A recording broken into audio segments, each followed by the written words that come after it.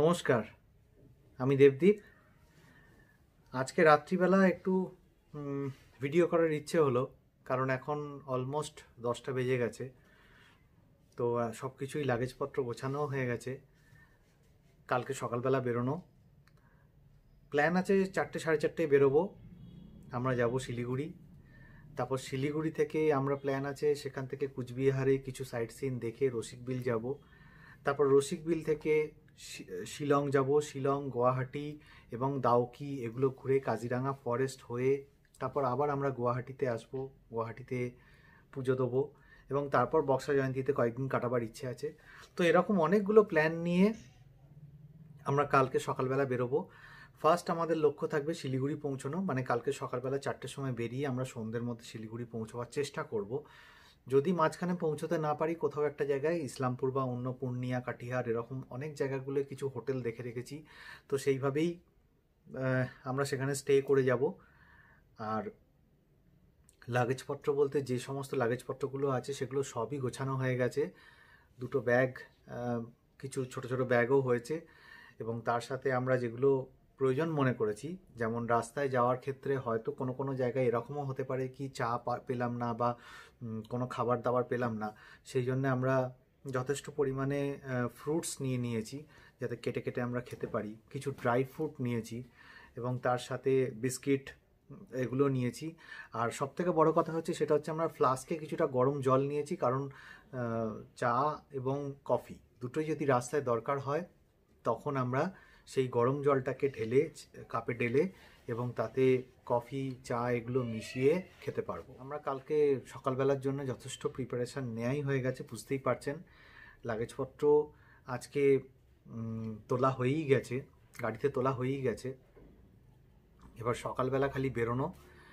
আর আজকে বুঝতেই পারছি যে রাত্রিবেলা ঘুমটুম কিচ্ছু হবে না, মানে 10টা এখনই বাজে 10টা 15-20 মধ্যে, আর 10-15 মিনিটের মধ্যেই আমরা শুয়ে পড়বো। কিন্তু আমি জানি 4টের সময় বেরোতে গেলে যে মানসিক প্রস্তুতিটা লাগে একটা লং ড্রাইভের জন্যে, সেই মানসিক প্রস্তুতিটা সারা রাত ধরেই চলতে থাকবে এবং সেই জন্য হয়তো ঘুমও হবে না ঠিক করে, এতটাই এক্সাইটেড আমি।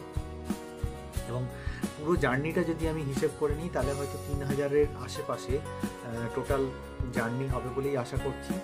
তাই ভিডিওটা আপনারা সম্পূর্ণ দেখবেন, আমি পুরোটা নিয়ে একটা সিরিজ বানাবার চেষ্টা করব। আর যদি ভালো লাগে তাহলে অবশ্যই লাইক শেয়ার করবেন। চলুন কালকে সকালবেলার ভিডিও।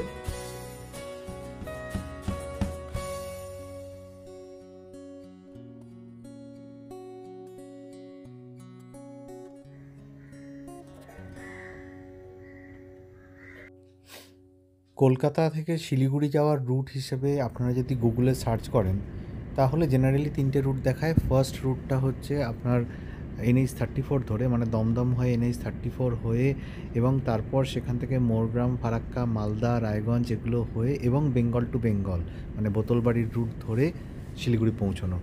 সেকেন্ড রুটটাও দেখায় যে কোনা এক্সপ্রেস হয়ে ধরে আপনি দিল্লি রোড পৌঁছলেন, দিল্লি রোড থেকে তারপর বর্ধমান হয়ে মোরগ্রাম পৌঁছলেন এবং বাকি রুটটা রুট 1 যেটা নিয়ে আলোচনা করলাম, অর্থাৎ ফারাক্কা, মালদা, রায়গঞ্জ, বোতলবাড়ি এগুলো হয়ে শিলিগুড়ি পৌঁছানো। আর থার্ড রুট যেটা, সেটা হচ্ছে আসানসোল অবধি আপনাকে কোনা এক্সপ্রেস হয়ে দিয়ে দুর্গাপুর এক্সপ্রেস হয়ে ধরে আসানসোল পৌঁছতে হবে এবং আসানসোল থেকে আপনি রাইট টার্ন নিয়ে দুমকা, ভাগলপুর হয়ে পূর্ণিয়া হয়ে শিলিগুড়ি পৌঁছানো। অর্থাৎ এখানে ডালখোলার জ্যাম আপনি পাবেন না, কারণ ডালখোলার ওপরে ব্রিজ আছে, তাই ডালখোলার ওপর দিয়ে আপনি ব্রিজ পেরিয়ে কিষানগঞ্জ, ইসলামপুর এগুলো হয়ে শিলিগুড়ি পৌঁছবেন।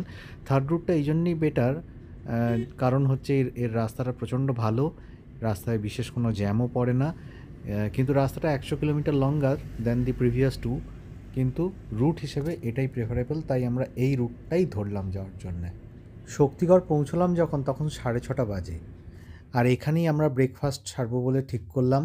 তাই কচুরি, ল্যাংচা এসব খেয়ে আমরা আবার যাত্রা শুরু করলাম দুমকা, ভাগলপুর রুট ধরে শিলিগুড়ির উদ্দেশ্যে।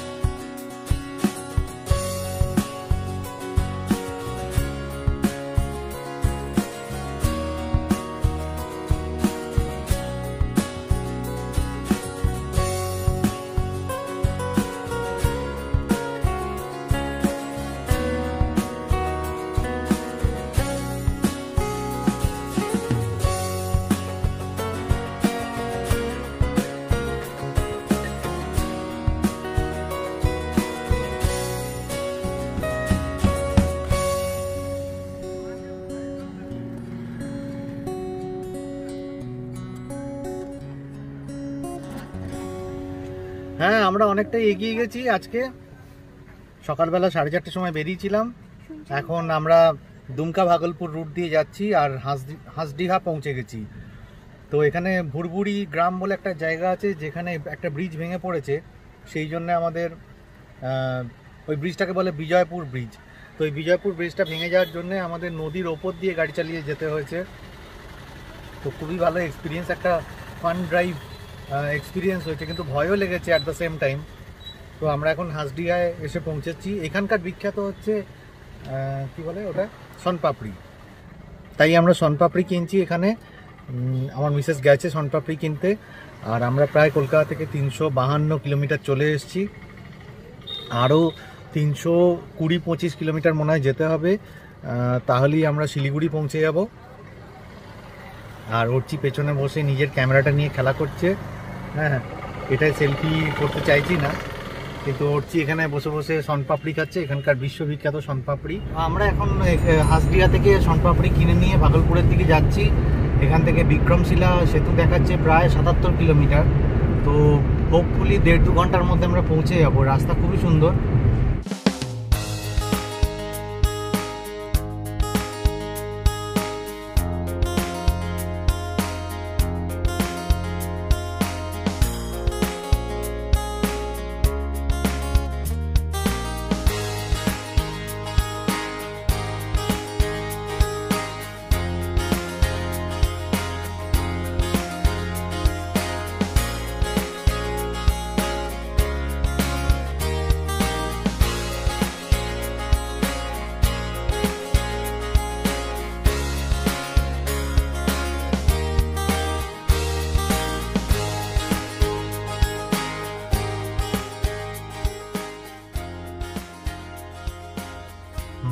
কফি তৈরি হয়ে গেছে, এখন কফি খেতে ব্যস্ত আছি।